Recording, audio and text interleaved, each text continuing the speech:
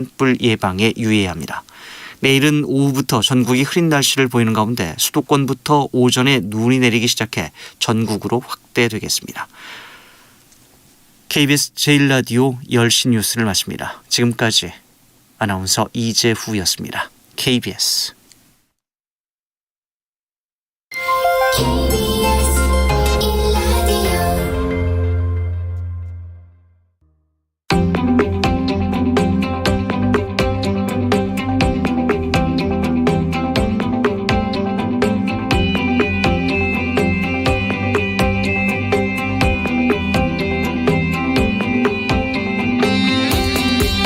김성환의 시사야.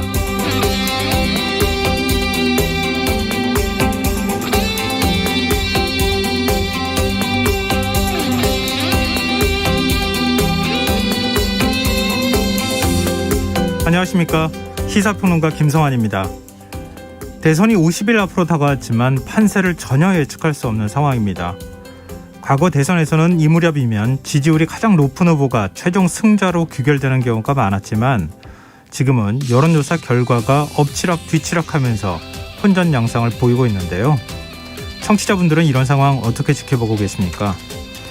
문제는 대선을 50일 앞둔 지금까지도 후보자 본인과 가족을 둘러싼 각종 의혹이 끊이지 않고 있다는 점일 겁니다. 실제로 여야는 오늘도 무속 논쟁을 이어갔는데요.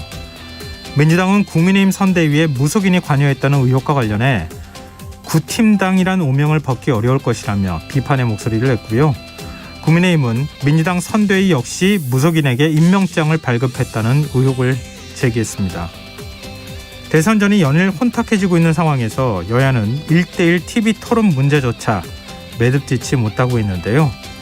이런 대선 정국이 언제까지 이어지게 될까요? 자세한 정치권 소식 잠시 뒤 이어지는 뉴스에서 자세히 살펴보겠습니다. 국민의힘 윤석열 후보자 배우자 김건희 씨의 이른바 7시간 통화 녹취록 공개로 인한 파장이 좀처럼 사그라들지 않고 있는데요. 이 문제 어떻게 봐야 하는지 더 깊이 있게 들여다보는 인터뷰 시간에서 국민의힘 선대위 대변인과 이야기 나눠보겠습니다. 화요일마다 찾아오는 시간이죠. 빅데이터를 통해 인터넷 이슈를 살펴보는 이슈 이수다 코너도 마련되어 있으니까요. 많은 관심 부탁드립니다. 김성환의 시사에는 청취자 여러분들의 많은 관심과 참여 기다립니다. 이제 시사의 애청자분들이라면 저희가 라디오 청취율 조사 기간 동안 프로그램을 알리고 청취자분들과 소통하는 작은 이벤트 이어가고 있다는 거 아실 텐데요. 오늘은 시사야에 대한 관심을 끌어올리는 취지로 지금 방송을 어디서 무엇을 하면서 듣고 계신지 문자를 받아보려고 합니다. 오늘도 10분 추첨해서 커피와 케이크를 드실 수 있는 모바일 쿠폰 보내드릴 텐데요. 참여하실 번호는 샵9730이고요. 짧은 문자는 50원, 긴 문자는 100원의 이용료가 부과됩니다. 콩 게시판을 통해서도 무료로 참여하실 수 있고요. 콩 어플리케이션과 KBS 1라디오 유튜브 채널을 통해서도 저희 방송을 실시간으로 시청 또 참여하실 수 있습니다. KBS 1라디오 김성환의 시사야. 그럼 지금 시작하겠습니다.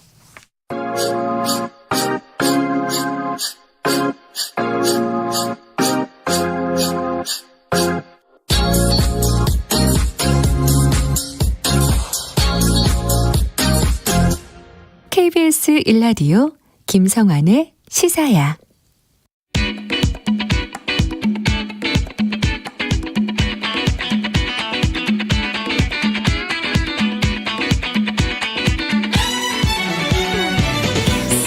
오늘 놓쳤던 뉴스 꼼꼼히 정리해드리는 뉴스야 시간입니다.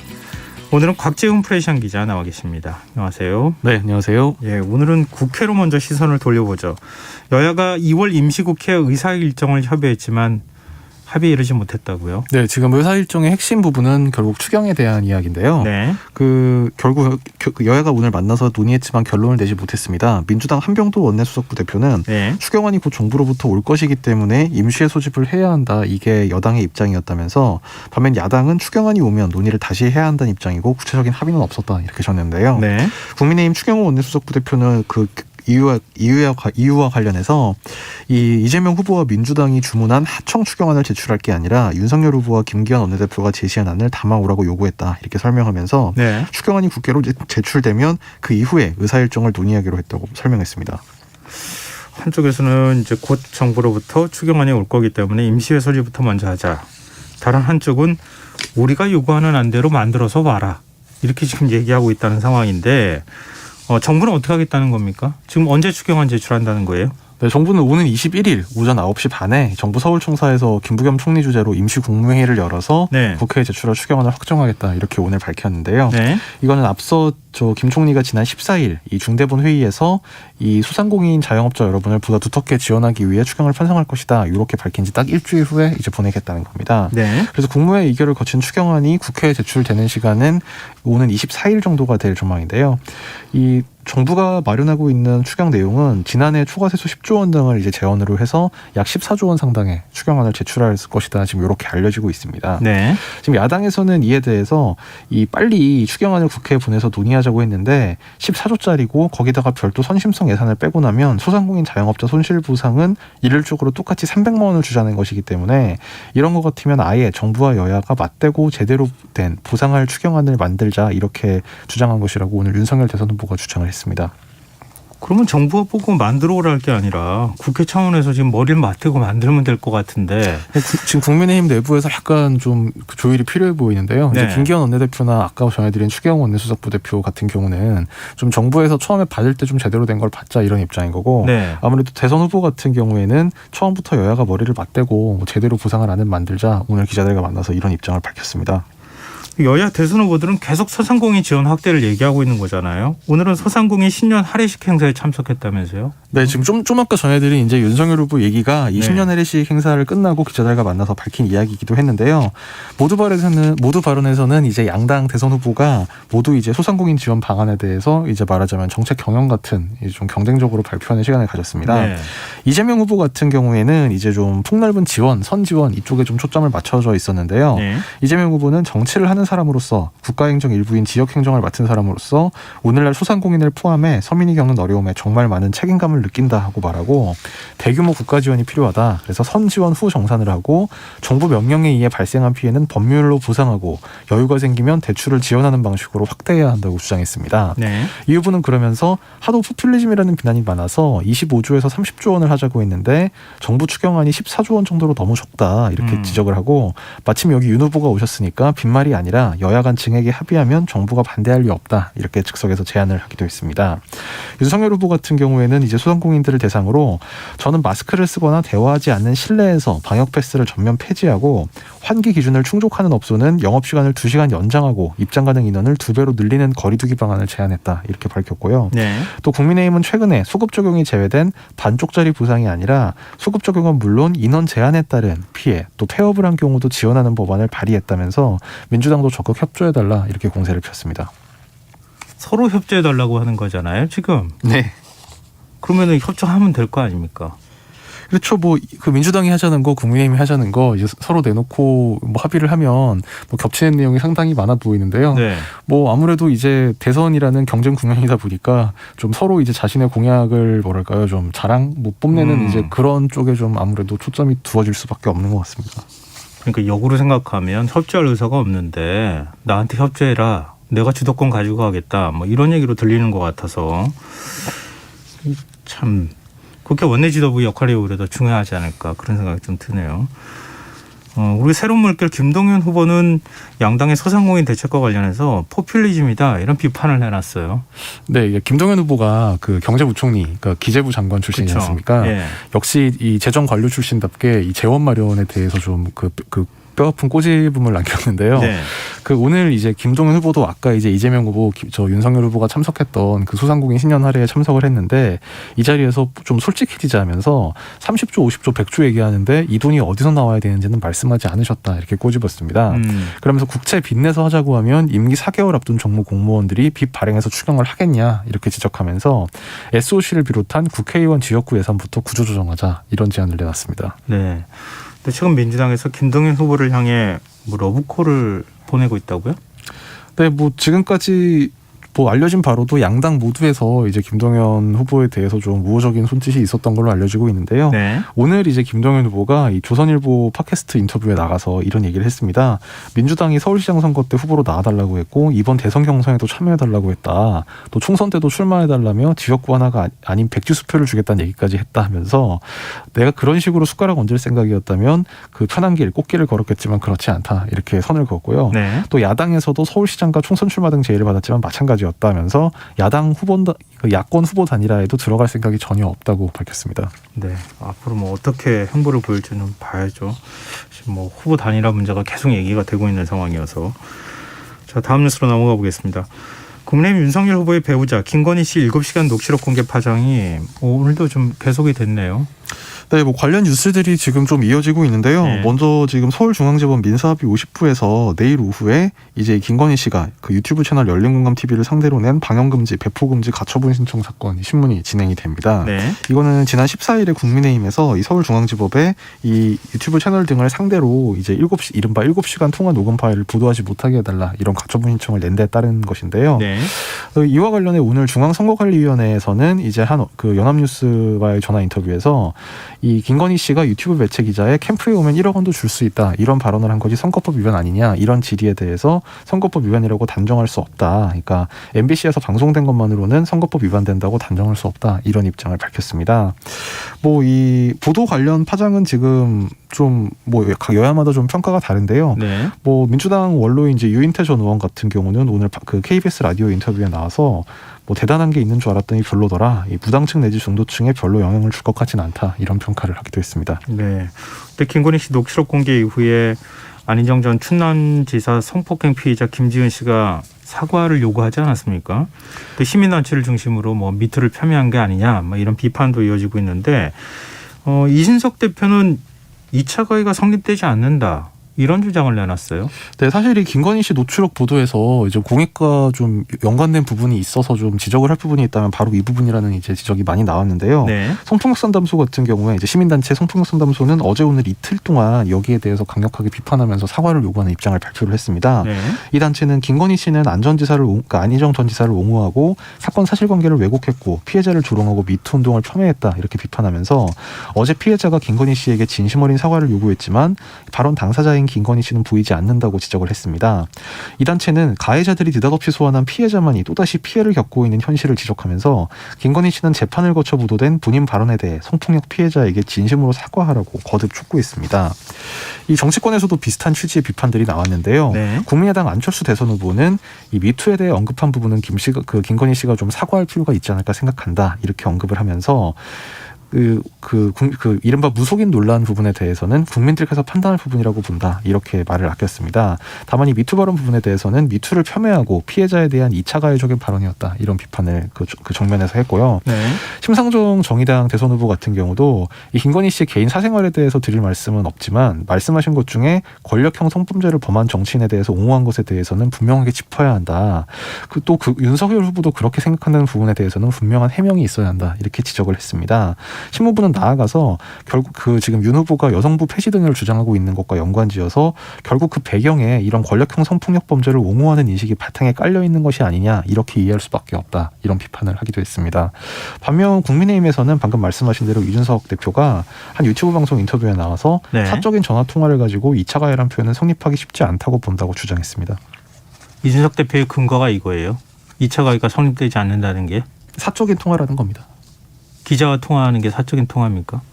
글쎄요, 뭐 이준석 대표가 그렇게 주장을 하는데요. 이준석 대표뿐만이 아니라 이제 국민의힘 전체에서 뭐 기자와의 통화라고 해서 그것이 뭐 항상 이제 취재나 어떤 공적인 통화라고 할 수는 없다.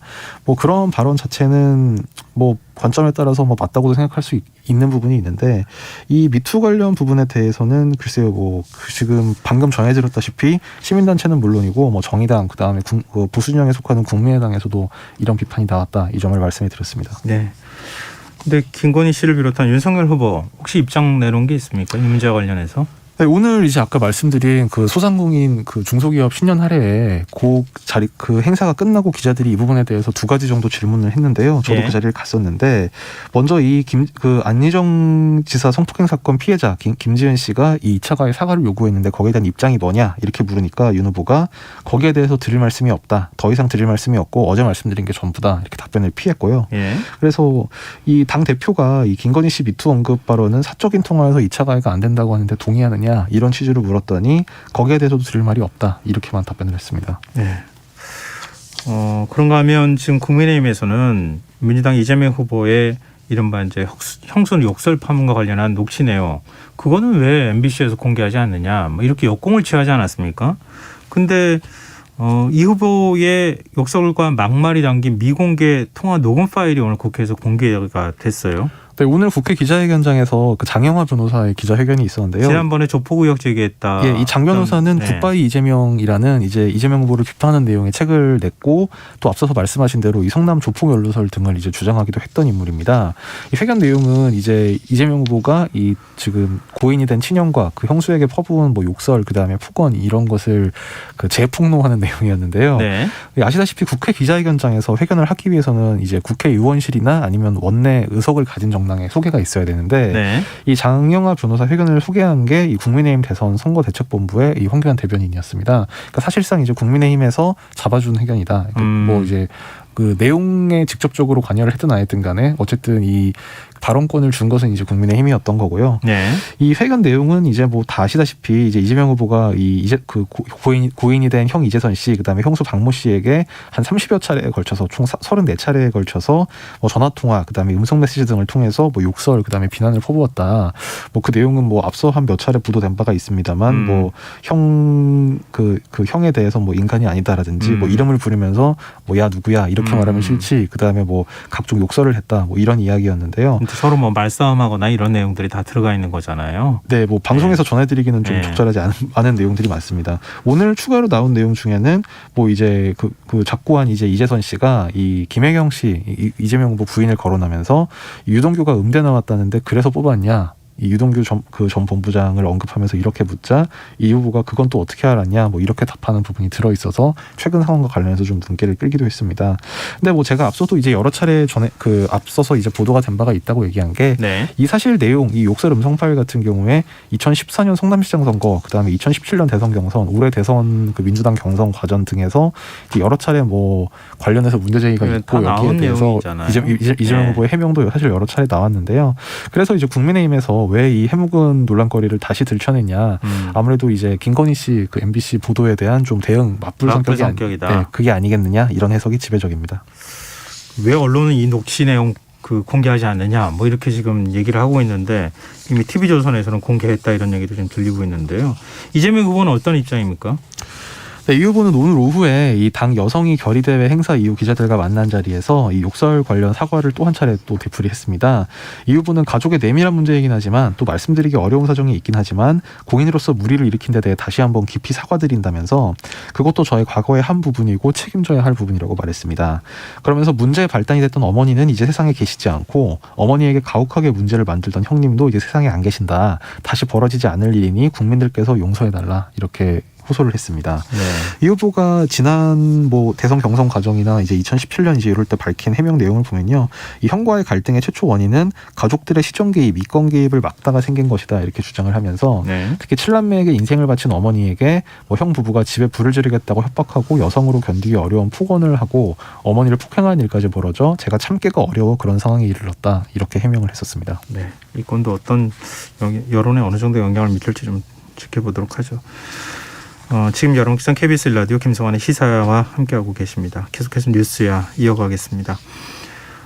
국민의힘 윤석열 후보 이른바 무성 논란이 오늘도 이어지고 있어요. 뭐 세계일보가 첫 보도 내고 난 다음에 유튜브 영상이 공개되고 지금 추가 의혹이 좀 제기되고 있는 이런 상황인데 지금 국민의힘 선대본부에서 이 건진법사로 알려진 무속인 전모 씨 가족, 그러니까 뭐 처남인가요? 처남 딸, 뭐 아들 이렇게 해서 지금 캠프에서 일했다 이런 의혹도 제기됐어요.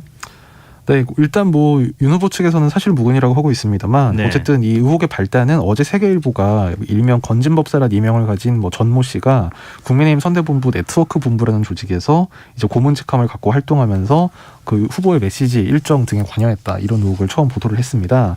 이에 오늘자 보도에서는 이 선대본부에는 이 전 씨의 가족도 관여를 해서 이 전 씨의 처남은 현장지원팀 소속으로 윤 후보를 밀착 수행했다. 또 전 씨의 딸은 이 윤 후보 관련 SNS 사진 촬영 등의 업무를 맡았다. 이런 취지의 보도를 했는데요. 이에 대해 국민의힘 이양수 수석 대변인은 이 전 씨의 자녀는 수십 개의 부서 중 하나인 네트워크위원회 자원봉사를 했을 뿐 후보를 지근거리에서 보좌하는 역할은 전혀 하지 않았다 하면서 국민의힘 선대본부 산하 네트워크위원회는 이 전 씨를 종교단체인으로 인지하고 있을 뿐 고문직함을 준 사실이 없다 이렇게 해명을 했습니다. 처음에는 국민의힘에서 몇 번 뭐 들른 정도밖에 없는 사람이다 이렇게 얘기를 했었는데 근데 이 선대위 산하 지금 네트워크 본부 여기 이제 전 씨라고 하는 사람 그 무속인이 이 역에서 활동했다는 거 아닙니까? 이 본부 자체를 해산시켜 버렸어요. 네, 사실 이게 논란이 되니까 오늘 아침에 이 권영세 선대본부장이 아주 그 즉각적으로 기자회견을 열어가지고 예. 해당 조직을 바로 해산하겠다고 밝혔는데요. 권 본부장의 표현 중에 좀 눈길을 끈 건 악의적인 오해라는 좀 말하자면 좀 평소에 제가 들어보지 못한 그런 표현이 있었습니다. 네. 이 권 본부장이 오늘 오전 당사에서 긴급 기자회견을 열어서 이 시간부로 네트워크 본부를 해산한다면서 이 본부는 후보 정치 입문 무렵부터 함께해온 조직이고 따라서 해산 조치는 당연히 후보의 결단이다 이런 부분을 강조를 했는데요. 네. 그러면서 앞으로도 악의적 우회, 소문과 관련해 후보에게 피해를 줄 수 있는 부분은 계속해서 제거해 나가는 조치를 할 것이다. 이 불필요하고 악의적 오해 확산에 대해 단호하게 차단한다는 의미다. 이렇게 설명을 했습니다. 권 본부장은 이 전 씨의 지위에 대해서 고문이라는 것은 자기가 알아서 쓰는 명칭에 불과하고 공식 임명한 적도 없다면서 일부 소문에 등장하는 선대위 활동에 관여했다는 부분도 점검해 본 바 전혀 없다고 일축했습니다. 악의적 오해 이 어떤 의미예요? 그러니까 앞뒤가 안 맞는 말 같기도 하고. 그렇죠. 이제 보통 오해라고 하면 예. 이제 뭘 잘못 이해했다는 건데 그 말하자면 어떤 인식상의 실수를 얘기하는 건데 거기에 악의적이란 말을 붙인 게 사실 그 뭐랄까요? 오해를 악의적으로 한 건가요? 네, 그러니까 아마 좀 민주당이나 이제 윤 후보를 반대하는 측에서 좀 이제 의도적으로 퍼뜨린 소문인 것 같다. 이제 이런 의미를 담아서 한 말인 것 같았는데 평소에 좀 일상적으로 쓰는 표현이 아니다 보니까 좀 눈길이 갔습니다. 네. 정치권 반응은 어떻습니까? 민주당은 지금 윤 후보를 향해서 뭐 일제 공세를 폈는데요. 뭐 이른바 무당 선대본이다. 그 다음에 아까 오프닝에서 전해주신 것처럼 뭐 구팀당이다. 이런 조어를 동원해서 공격을 했습니다. 네. 또 뭐 최순실 오방색도 울고 갈 노릇이다. 뭐 대변인 논평을 통해서 이런 표현을 하기도 했는데요. 어제 이제 이재명 후보가 이른바 샤먼 뭐 이런 발언 한 데 이어서 네. 오늘은 송영길 당대표도 국가의 주요한 의사결정을 무당과 무속에 의존하는 국가결정권자가 있다면 대단히 위험하고 불안한 일이다. 이렇게 공세를 펴기도 했습니다. 국민의힘도 가만히 있지 않았어요. 역공을 하기 시작했죠. 네, 오늘 오후에 그 이양수 수석 대변인이 이런 논평을 발표했습니다. 어디다 무속인 프레임을 씌우려 하느냐. 선대위에 자리 내주고 국까지 버린 건 민주당이다라는 이야기였는데요. 네. 이 얘기는 이제 뭐냐면 이제 이 대변인 논평 내용이 이런 겁니다. 지난 4일 민주당 선대위가 4050 상설특별위원회 산하 종교본부 발대식에서 종교인 17명에게 임명장을 수여했는데 그중에 한국역술인협회장도 포함됐다. 이제 이 내용을 이렇게 표현을 한 거고요. 또 더 나아가서는 이제 지난 5년 전 19대 대통령 선거에서 무속인에게 직접 임명장까지 수여했다. 전국 무속인위원장이라는 직함에 임명장을 줬다. 이런 내용을 그 지적을 했고 더 거슬러 올라가면 2012년 18대 대선 때는 문재인 시민캠프가 당선 기원 9까지 지낸 증거 사진이 있다라고 이렇게 그 지적을 했습니다. 이 사진이 어떤 사진인지 좀 궁금하기도 한데요. 민주당은 어떤 반응 보였습니까? 예, 복귀왕 그 민주당 선대위 대변인은 핵심은 무속인의 비선 실세 노릇이라면서 국민의힘 선대위에서 활동한 전모 씨는 임명장도 받지 않은 채 고문으로 활동한 비선이고 이 우리 당 인사는 임명장을 받았으니 비선도 아니고 개별적 지지자일지 실세도 아니다 이렇게 해명을 했습니다. 네.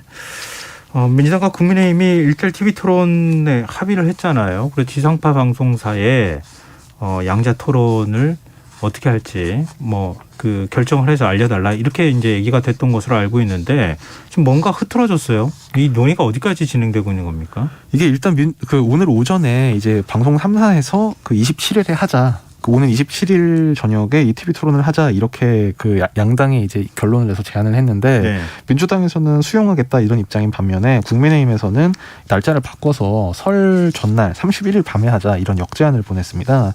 이제 민주당에서는 이제 방송 토론 콘텐츠 단장을 맡고 있는 박주민 의원이 오늘 오전 브리핑에서 27일 이 지상파 방송 3사 주간으로 밤 10시부터 2시간 동안 양자 토론을 한다 이런 내용을 발표를 했는데요. 이 국민의힘 측에서는 이 27일 보도는 사실하고 좀 다른 내용이다. 그래서 공중파 3사가 이제 27일에 좋겠다는 의견을 보낸 것일 뿐이고 국민의힘에서는 설날 전날 31일이 전 세대가 다 모이고 저녁 식사를 하기 때문에 가장 적합하지 않느냐. 시간도 10시가 아니라 오후 6시에서 10시 사이 황금 시간대에 하는 게 좋겠다. 이런 입장을 밝혔습니다. 그래서 양당의 3대3 실무협상단이 내일 다시 만나서 TV토론 날짜를 다시 논의할 예정입니다. 근데 국민의당은 모든 수단을 강구해서 양자 토론 저지하겠다 이런 입장을 밝혔어요. 네, 지금 그 안철수 그 후보를 포함해서 국민의당이 상당히 격앙이 됐는데요. 네. 안 후보는 오늘 기자들과 만난 자리에서 이건 공정하지가 않은 토론 아니겠느냐면서 저희도 취할 수 있는 법적 조치들을 취할 것이다 이렇게 밝혔습니다.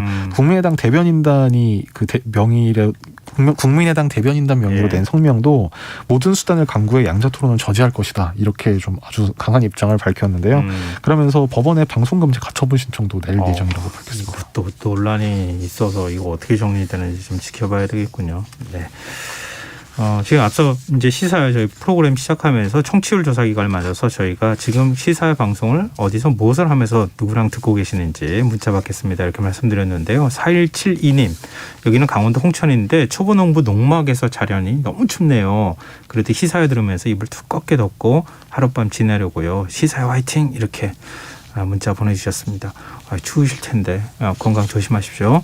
4100님 앰뷸런스 기사인데요. 오늘도 환자 후송하며 힘들었지만 김성환의 시사회 들으며 하루를 정리하는 시간 좋으네요. 좋은 방송 들려주셔서 감사합니다. 이런 의견 주셨습니다. 오히려 저희가 감사드립니다. 저희 말씀드렸던 것처럼 시사 지금 어디서 무엇을 하시면서 누구랑 같이 듣고 계시는지 계속 문자 많이 보내주십시오. 기다리고 있겠습니다. 자, 오늘 뉴스 여기까지 하겠습니다. 지금까지 곽지연 프레시안 기자였습니다. 고맙습니다. 감사합니다.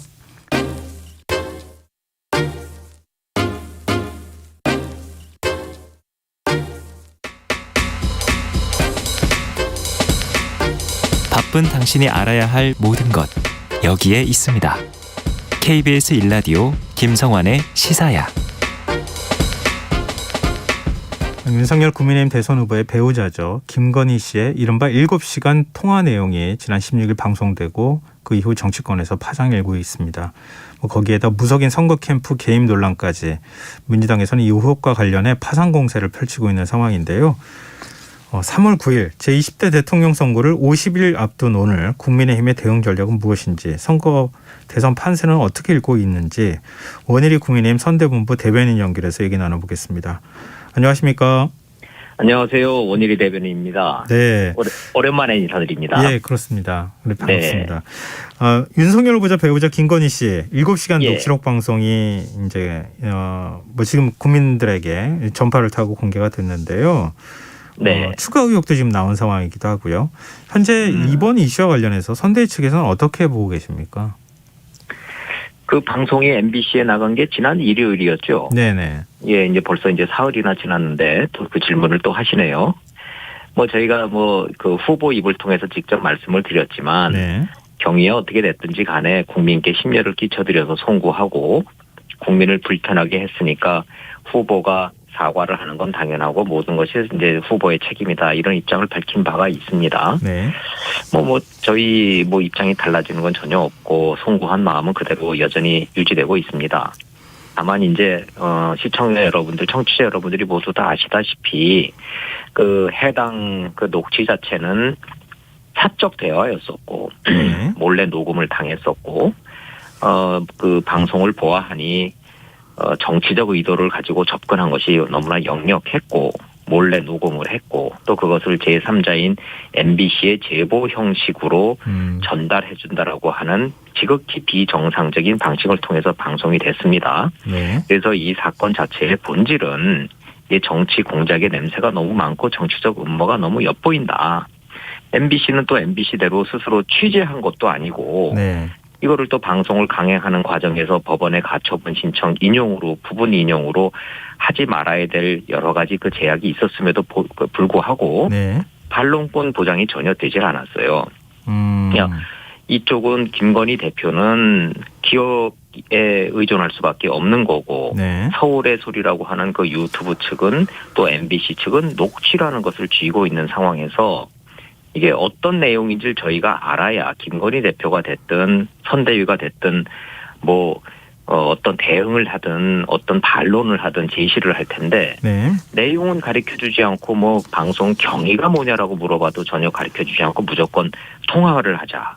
이거는 또 역시 김건희 대표의 목소리를 몰래 녹취를 따겠다라는 의도로밖에는 또 해석이 안 되는 이렇게 공영방송으로서의 최소한의 취재 윤리가 지켜지지 않은 점 대단히 유감인 것이고 방송이 이렇게 정치적 중립, 공정 이런 것 헌시자처럼 내버리고 어떤 특정 세력의 정치적 목적에 이렇게 악용되는 현 상황 여기에 대해서 굉장히 유감스러운 입장을 가지고 있다. 이렇게 유지하고 있습니다. 오늘 또 여쭤볼 말씀이 많은데요. 네네. 일단 지금 말씀하신 거에 대해서 짧게 제가 두 가지만 좀 여쭤보고 싶은데요. 네. 지금 그 기자와 김건희 씨 대선 후보의 배우자가 통화한 걸 사적 대화로 규정할 수 있는 겁니까? 사적 대화로 접근을 했죠. 기자라고 신분을 밝힌 것은 사실이지만 네. 그것이 통화 내용을 들어보면 그것이 어디 녹음이 된다라는 거를 꿈에라도 생각하는 그런 대화 내용이었습니까? 그러니까 대화 내용에 대한 하나 세부적인 상황에 대한 판단은 국민 여러분들이 해주시는 것이고 제가 말씀드리고자 하는 것은 그 대화의 내용을 들어보시면 알겠지만 이것이 어떻게 기자와 취재원의 관계에서 자 이제 녹음합니다. 자 이거 이제 방송되니까 잘 말씀하세요. 이런 내용이 전혀 없지 않습니까? 말 그대로 사적인 상태에서 경계심이 누그러뜨린 상태이고 도와주겠다고 의도적으로 접근을 해서 경계심을 누그러뜨린 다음에 의도적으로 몰래 녹취를 했다. 이거는 명백한 사실 아닙니까? 이런 상황에서 나온 말을 하나하나를 가지고 문제 제기를 하니 또 그것이 또 7시간 전체도 아닌 전체 맥락도 아닌 악마의 편집을 해서 방송을 공영방송이라는 곳에서 하는 이 현상이 현실이 개탄스럽다. 이제 이 말씀을 드리는 겁니다. 원일이 대변인께서 기자 생활하셨으니까 뭐 잘 아실 것 같은데요. 기자하고 취재원들 사이에서 형 동생하거나 아니면 선배 후배하거나 이러면서 전화 통화를 하거나 취재를 하는 일들이 많이 있잖아요. 그렇죠. 근데 예. 뭐 그런 성격하고 이걸 명확하게 구분하기는 좀 쉽지 않은 거 아닙니까? 네. 그래서 뭐 후보가 직접 뭐 그런 통화 자체를 사적 통화를 뭘 그렇게 오래 했는지 이해가 잘 안 된다고 얘기를 할 정도로 그 통화 자체에 대해서는 국민들께 심려를 끼쳐드렸으니 결과적으로 송구하게 생각한다. 이런 입장은 지금 반복해서 저희가 네. 지금 말씀을 드리고 있습니다. 네, 알겠습니다. 뭐 취재 윤리를 어겼다고 하는 부분이나 뭐 반론권 주지 않았다 이런 거는 입장으로 저희가 좀 받아들이도록 하겠습니다. 네, 쪽에서 저희가 저희가 네. 국민의힘 선대 본부의 입장으로서 지금 네, 꾸준히 알겠습니다. 지금 제기하고 있는 문제니까요. 네. 그렇게 이해해 주시면 되겠습니다. MBC 이제 보도한 이후에 예. 뭐 통화를 직접 했다고 하는 유튜브죠. 서울의 네. 소리가 추가 공개한 내용을 보면 김건희 씨가 자신이 정권을 잡으면 뭐 언론인을 지칭한 것으로 보이는데요. 무사하지 못할 네. 것이다 이렇게 언급을 하고 줄리 의혹을 처음 제기한 유튜브 채널 열린공감TV에 대해서는 권력을 잡으면 경찰이 알아서 입건할 것이다 이렇게 발언을 했는데요. 이 네. 발언은 어떻게 해석하는 게 좋겠습니까? 그런 방송을 했습니까? 네네. 그런 방송에서 또 그런 녹취가 나갔는 모양이죠. 네네. 예. 제가 뭐 그 서울의 소리가 됐든 열린공감 TV가 됐든 그 방송을 보지를 못했고 듣지를 못했습니다. 네. 그래서 그 내용 자체에 대해서는 저희가 원래 몰랐던 내용이고 말씀드렸듯이 당사자인 김건희 대표는 뭐 그 사적인 통화라고 조금 더 의심치 않았고 경계심을 푼 상태에서 여러 말씀을 하셨는데 그 내용 하나하나에 대해서 저희는 알고 있는 게 없었습니다. 그럼 이제 어떤 방송을 했는지는 제가 들어보지는 못했지만 네.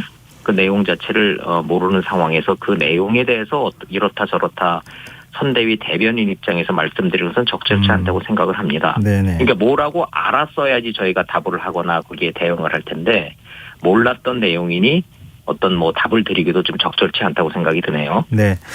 이 MBC 보도 이후에 뭐 이제 네. 이후에 뭐 부충적으로 지금 제가 말씀드렸던 추가로 공개됐던 내용이나 이런 것들에 대해서 선대위 차원에서 내부 평가를 하시지 않았겠습니까? 언론 보도에 따르면은 오히려 김건희 씨의 이미지가 호감으로 바뀌었다라든가 네. 이렇게 그렇게 지지율이나 이런 데 영향을 미칠 것 같지는 않다. 이런 평가를 했다. 이렇게 알고 있는데요. 네. 지금 네. 선대위에서는 녹취록 공개 이후 여론을 어떻게 평가하고 계십니까? 뭐 어떤 여론의 흐름이라는 것이 저희가 선대위에서 이번 선거와 후보 윤석열 후보에 대한 여론의 흐름 이런 거 저희가 면밀하게 파악하고 있습니다. 분석하고 있습니다. 예. 그런데 후보자 배우자의 그런 사적 대화 녹취, 불법 녹취 유포 사건이라고 규정하고 있는 사건에 대해서 저희가 어떤 여론의 흐름을 갖고 있는지 판단하지 않고 분석하지 않고 있습니다.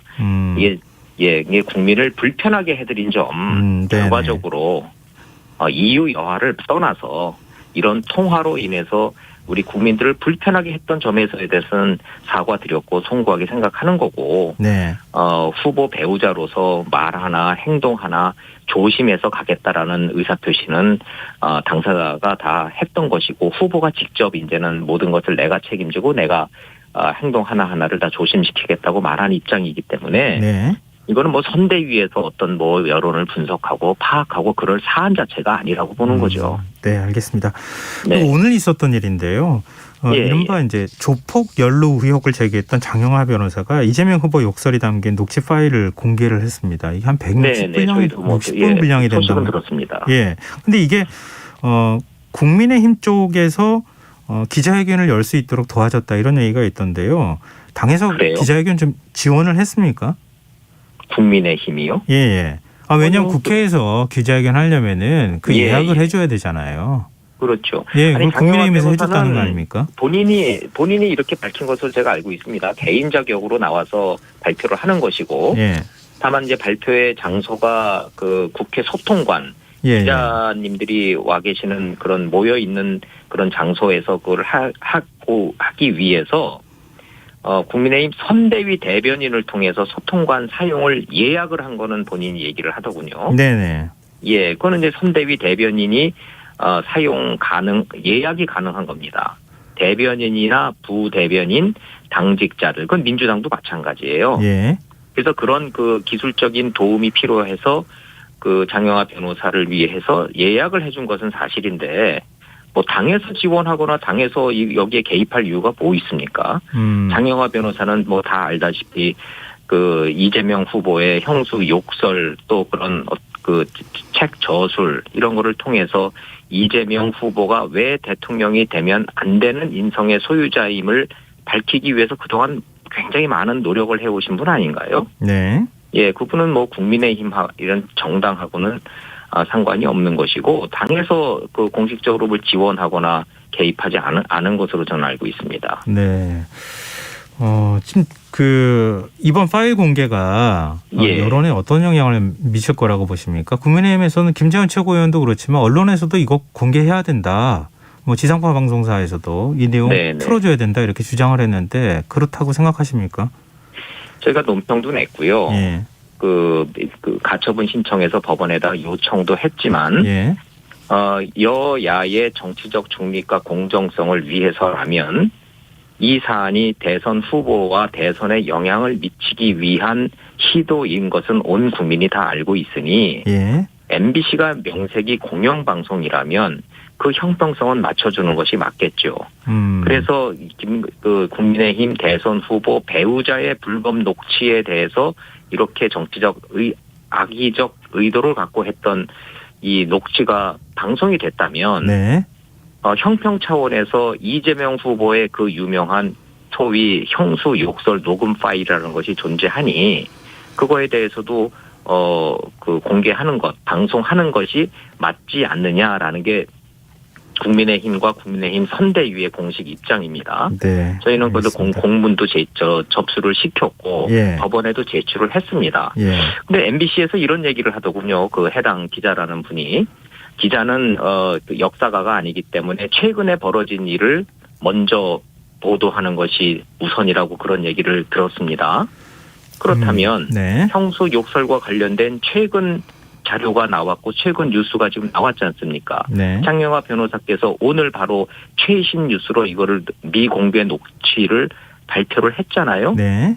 그러면은 그 논리라면 MBC는 이 녹취를 동일한 분량과 동일한 방식으로 방송하는 것이 형평에 맞지 않을까요? 저는 선대위 대변인으로서는 이것이 상식이라고 생각을 합니다. 그러니까 그 기자와 통화한 내용하고 가족 간에 서로 다툼을 벌이는 내용은 이 공적인 부분하고 사적인 부분하고 차이가 좀 있을 수 있지 않겠습니까? 아니 어떤 것이 사적인 표현일까요? 이 기자와 그 통화 내용 다 들어보셨고 방송 내용 보셨지만 김건희 대표가 이 기자라는 소위 그 기자라는 인물과 통화를 할 때 이게 공적인 전화라는 어떤 그 인식이 하에 전화를 한 거라고 생각이 드십니까? 저는 100번을 들어도 저거는 정말 사적으로 경계심을 풀어내고 속에 있는 얘기를 많이 했구나. 저건 사적인 대화다. 이런 생각이 들더군요. 네. 자, 사적인 대화냐 공적인 대화냐가 중요한 것이 아니라 이 사안의 본질은 어찌됐든 이 그 녹취를 방송하겠다고 하는 특정 세력의 목적은 대선에 영향을 미치고자 하는 것 아니겠습니까? 네. 그것을 알면서도 MBC는 방송했지 않습니까? 예. 그렇다면 형평과 정치적 중립성을 위해서라도 소위 말하는 기계적 중립을 위해서라도 장영하 변호사가 오늘 그 발표를 한 이재명 후보의 미녹취 욕설 파일 방송해야죠. 네, 그게 맞지 알겠습니다. 않을까요? 상식적으로나 논리적으로나? 네, 알겠습니다. 저는 그렇게 생각합니다. 저희가 여쭤볼 부분들이 굉장히 많은데요. 네. 자주 좀 나와 주십시오. 자주 자주 불러주십시오. 연락드리도록 하겠습니다. 예, 시사에 아주 잘 듣고 있습니다. 네, 오늘 말씀 고맙습니다. 네, 감사합니다. 네, 지금까지 원일희 국민의힘 선대본부 대변인이었습니다.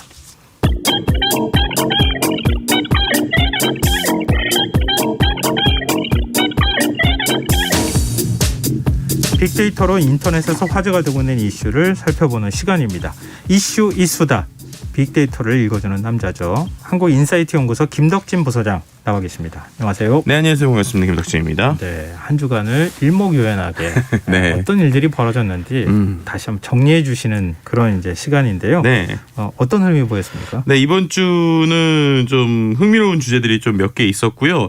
어떤 거는 좀 마음 아픈 주제들도 있고 또 어떤 거는 우리가 좀 새롭게 생각해 볼 수 있는 좀 다양한 주제들이 좀 있었다고 볼 수 있을 것 같아요. 네. 일단은 1위 분야는 환경 분야인데요. 아마 어제도 이제 좀 이야기가 됐지만 화산이라는 키워드가 역시 화제가 됐습니다. 네. 퉁가 네, 그쵸. 남태평양에 있는 일종의 섬나라라고 할 수 있는 곳인데 여기에서 해저 화산이 폭발을 했어요. 그러니까요. 이게 얼마나 큰 거냐면 실제로 8,800km 떨어져 있는 우리나라의 순간 기압까지 바꿔놓을 정도였다고 하는데요. 기압이 달라졌어요. 네, 서울의 대기압의 0.1% 정도인 1헥토파스칼 정도가 순간 상승했다고 합니다. 또 이제 화산이 이제 폭발 규모에 따라서 0에서 8까지 등급을 나누게 되는데요. 이 통가 화산은 4에서 5등급으로 이제 추정이 되고 있는데 이게 21세기 가장 강력한 화산 폭발로 이제 분류될 가능성이 있다고 해요.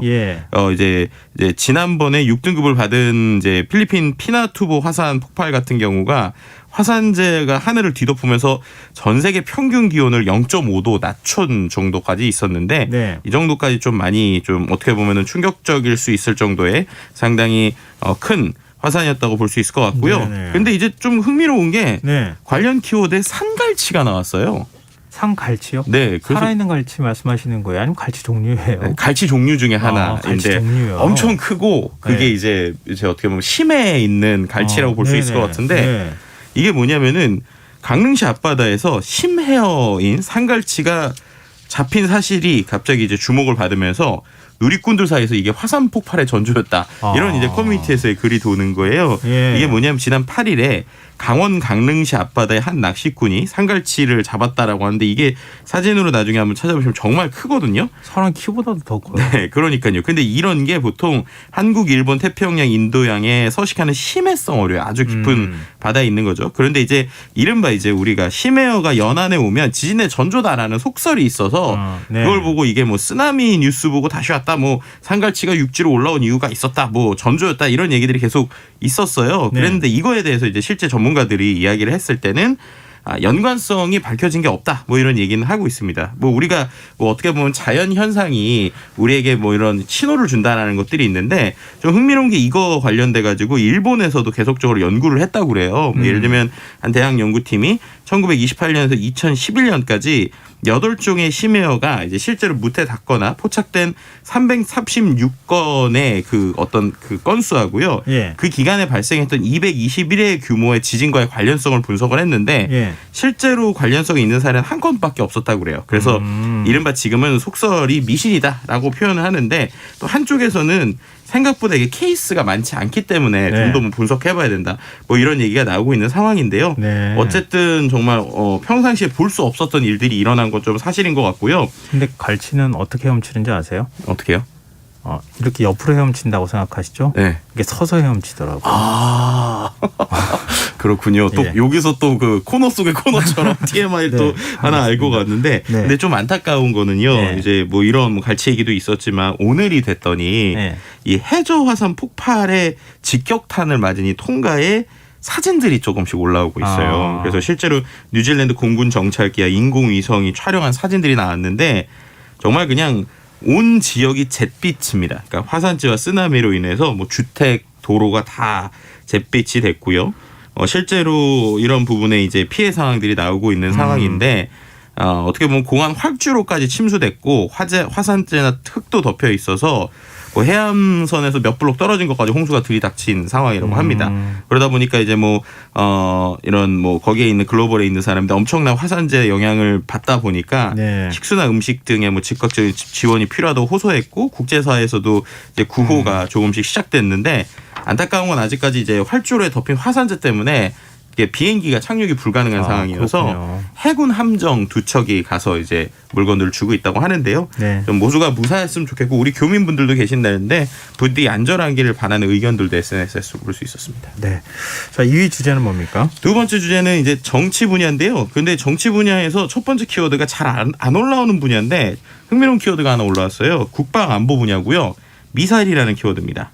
이 미사일에 좀 희비가 갈리는 내용이 좀 나왔습니다. 네. 먼저 좀 반가운 소식이라고 할 수 있는 건데요. 우리나라가 이제 현지 시간 16일 아랍에미레이트 연합에 이제 탄도탄 요격 미사일 체계인 천공2라고 하는 것을 4조 원대 수출을 확정했다는 소식이죠. 지금 이제 문재인 대통령이 지금 계속적으로 그 부분을 이제 돌고 있는데 그런 상황에서 이제 좀 어떻게 보면 일종의 아주 의미 있는 결과라고 볼 수 있을 것 같은 게 왜냐하면 이게 정확하게는 한 35억 달러니까 4조 1천억 정도거든요. 근데 이게 국산 단일 무기 계약권으로는 최대의 규모라고 하고 또 이 천궁2라고 우리나라에서 만든 이게 이제 국내에서 어떻게 보면 한국형 미사일 방어 체계의 핵심 무기인데요. 네. 이게 해외로 수출된 건 이번이 처음이라고 그래요. 그렇죠. 그러니까 이러한 네. 수출이 있었던 게 상당히 의미가 있었고 또 봤더니 이게 이제 고도 40km 이하로 접근하는 적 항공기나 미사일 요격에 동원이 되는데 미사일 한 발 가격만 15억이라고 그래요. 그러니까 정말로 그렇게 어떤 최첨단의 기술 그리고 가격이 상당히 비싼 것들이 나와 있는 것들인데 이게 그렇게 좀 판매가 된 게 의미가 있었고 또 이제 아랍에미레이트 이후에 또 이제 이집트도 이제 문재인 대통령이 방문할 예정인데 네. 이집트에서는 또 K9 자주포 수출 협의가 진행 중인 것으로 알려져서 이런 추가 무기 계약 성사가 될지 이런 거에 대한 관심들도 모이고 있는 상황입니다. 네. 그리고 우리가 모르는 사이에 네. 이 군수 산업이라는 게 이렇게 커졌구나 이런 그러니까요. 생각을 또 하게 되네요. 근데 또 이 미사일이라는 말씀하셨으니까 북한의 이 발사체 그쵸. 미사일을 또 쏴가지고 네. 이것도 또 국제사회에서 좀 논란이 됐어요. 그러니까요. 이게 비슷한 시기에 또 이런 이슈가 생긴 건데 새해 들어서 네 번째이자 속조전식 일종의 무력 시위다라고 보여지는 것 같아요. 실제로 이번에 이제 17일이죠. 오전 8시 50분, 8시 54분쯤에 발사체 2발이 탐지가 됐고요. 네, 실제로 이 전에도 14일에도 탄도미사일이라고 할 수 있는 발사체를 또 발사를 했었고 네. 또 그 전에 5일, 11일 이때도 이제 계속적으로 어떤 발사체들을 이제 발사하다 보니까 이런 부분에 있어서 일종의 대외 압박적 성격이냐 아니면은 이런 것들에 대한 것이 미국 정부에 대한 어떤 제재에 대해서 반응이냐 이런 얘기들이 나오고 있고요. 네. 근데 어쨌든 이제 이 무력 시위가 언제까지 이어질지에 대한 분석들이 나온 상황에서 이제 곧 4월 이제 내달 4일이죠. 다음 달 4일부터 열리는 베이징 동계 올림픽이 있기 때문에 네. 그 기간은 좀 어떻게 보면 자제할 가능성이 있는 것이 아니냐 이런 분석들이 나오고 있는 상황이라고 볼 수 있을 것 같고요. 어쨌든 이제 우리나라 입장에서도 지금 강한 유감의 표시를 이제 좀 하고 있는 상황이라고 볼 수 있을 것 같습니다. 아무래도 좀 미사일과 관련돼서는 좀 기분 좋은 일들만 좀 있었으면 좋겠는데 씁쓸한 부분도 있었고요. 네. 그 외에 또 뭐 정치 분야의 키워드는 역시 김건희 씨와 관련된 이야기가 이제 시사보도 프로 이후에 계속적으로 나오고 있다. 뭐 이 정도까지 이야기 드릴 수 있을 것 같습니다. 네. 자, 그러면 이어서 3위 주제는요? 네, 3위는 경제 분야인데요. 네. 금융 금리 카테고리에서 가입이라는 키워드가 급상승했어요. 그래서 가입요? 네, 가입. 어떤 걸 가입하는 거잖아요. 예. 그래서 이게 뭔지 봤더니 최근에 이 보험의 가입 방식이 빠르게 비대면으로 바뀌고 있다고 합니다. 예. 이 뉴스가 화제가 된 건데요. 이제 우리가 보험 중에서 손해보험이라고 하는 것들이 과거에는요, 우리가 이른바 텔레마케팅이라고 그러죠. 전화를 통해 가지고 영업을 하고 막 그런 전화 많이 받으시잖아요. 뭐 예. 보험 뭐 이렇게 하세요. 이런 게 많았는데 지금 코로나 이후에 이 그 전화 마케팅을 온라인으로 그냥 가입하는 앱이나 비대면으로 가입하는 이른바 이걸 이제 보험 시장에서 사이버 마케팅이라고 표현하는데 예. 사이버 마케팅이 아주 급증하고 있다라는 거예요. 그래서 예를 들면 지금 손해보험 업계 1위가 우리나라 삼성화재인데 예. 삼성화재의 사이버 마케팅 판매 비중이 조만간 15%를 달할 것으로 보인다고 합니다. 이렇게 되면 전통적인 보험 아까 말씀드린 전화로 하는 텔레마케팅 판매 금액을 처음으로 이게 추월하는 거라고 그래요. 근데 이게 얼마나 빨리 들었냐면 2017년 3분기 기준으로 전화로 하는 텔레마케팅이 원래는 기존의 그 온라인 마케팅, 그러니까 사이버 마케팅의 2배 이상의 판매액이었거든요. 근데 이게 지금 한 3년 정도 만에 어떻게 보면은 따라잡힌 속도라고 보시면 될 것 같습니다. 그만큼이나 많은 사람들이 오히려 코로나 이후에 전화도 이제는 안 받고 온라인으로 앱으로 이러한 비대면으로 보험을 사는 것들이 확실히 늘었다. 그러다 보니까는 네. 어떠한 인공지능이나 챗봇 같은 기능들도 계속적으로 앱에 좀 도입되고 있는 상황이라고 볼 수 있을 것 같습니다. 갑자기 그 생각이 나는데요. 네. 최근에 몇 년 사이에 제일 많이 사라진 직업이 보험 설계자다. 제일 많이 늘어난 직업이 요양보호사다. 굉장히 상징적이잖아요. 두 그렇죠. 개가. 그게 갑자기 또 생각이 나기도 하는데요. 근데 이렇게 비대면 금융이 늘어나는 것 이게 꼭 좋다고만 할 수는 없지 않나요? 그렇죠. 뭐 예를 들면은 뭐 최근에 이런 보험뿐만 아니라 다양한 금융이 다 비대면으로 바뀌고 있는데 예. 우리가 고민해봐야 될 분야가 하나가 바로 비대면 대출 분야입니다. 왜냐하면 비대면 대출이 엄청 편해요. 그리고 그쵸. 생각보다 금방 됩니다.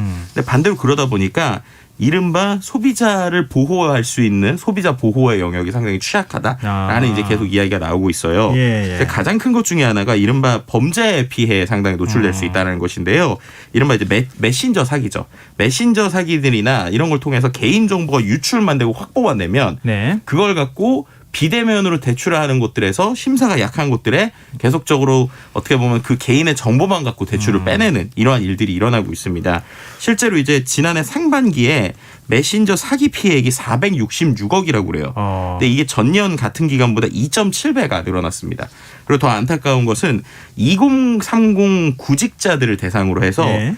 고용을 해준 것처럼 속여가지고 개인 정보를 받는 거예요. 아. 왜냐하면 요즘에는 또 그 면접도 다 비대면으로 하고 예. 취업을 하더라도 이제 비대면으로 일하는 사람들이 있잖아요. 그러니까 그런 사람들한테 톡을 통해 가지고 합격됐습니다. 뭐 금융 정보 주세요. 받은 다음에 이걸로 비대면으로 또 다른 곳에서 대출을 이제 발생을 시키고 이제 달아나는 이런 행위들이 좀 안타깝게 나오고 있다 보니까 이런 부분에 있어서도 그냥 비대면으로 그냥 그 앱으로만 하는 거 말고 뭐 영상이나 인공지능이 더 포함돼야 되는 것이 아니냐 이런 얘기도 좀 나오고 있는 상황입니다. 4위 주제는 어떤 겁니까? 4위는 철강 분야고요. 철강 분야가 지금 최근에 수요가 급증하고 있는데 이게 어떻게 보면 중국의 철강 감산 정책하고도 좀 연관이 되거든요. 네. 근데 중국의 철강 감산 정책이 안타깝게 보면 이제 좀 생각을 해보면 탄소 절감 때문에 생기는 거거든요. 그러니까 그렇죠. 탄소를 줄이겠다고 줄이는 예, 건데 예. 반대로 그것 때문에 우리나라가 호황을 만든 거예요. 그러다 보니까 이 호황에 대해서 우리가 좀 다시 한번 생각해봐야 되는 것이 아니냐 이런 이야기도 좀 나오고 있는 상황입니다. 마지막 5위 주제는요? 5위는 좀 충격적인 주제인데요. 키워드가 강아지인데요.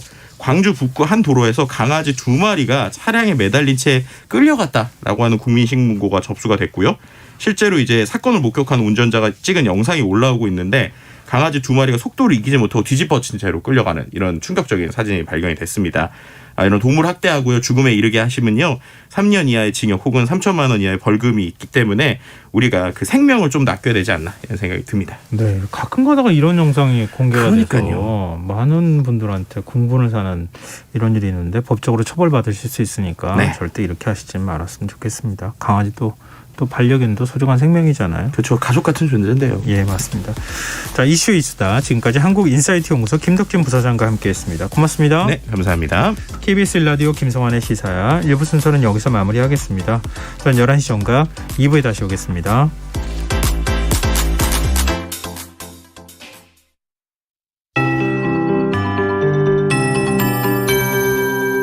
KBS 58분 날씨. 내일 서울 등